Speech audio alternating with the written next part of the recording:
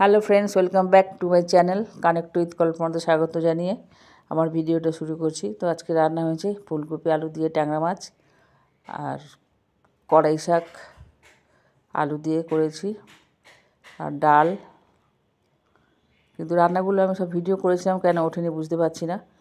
তো মনে হয় কিছু ফল্ট হয়েছিল আমার মোবাইলে, সেই জন্য ওঠেনি। আর ফুলকপি ধনেপাতা পেঁয়াজ দিয়ে বড়া করেছি, ধনেপাতার চাটনি, আর এটা আগের দিনের ছিল আলু ভাজা, ভাত আর এই একটা সব মিক্স সবজি। তো ভিডিওটা তোমরা দেখতে থাকো।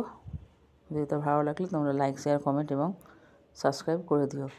প্রত্যেকটা রান্নারই আমি ভিডিও করেছিলাম, কিন্তু ভিডিওটা ওঠেনি কেন বুঝতে পারছি না।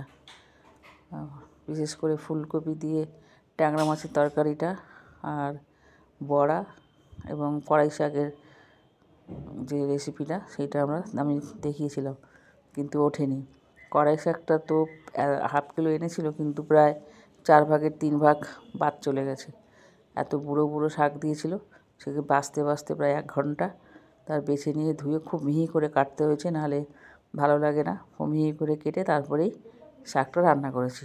তো ভিডিওটা তোমরা দেখতে থাকো। ভিডিওটা ভালো লাগলে লাইক শেয়ার কমেন্ট এবং সাবস্ক্রাইব করে দিও।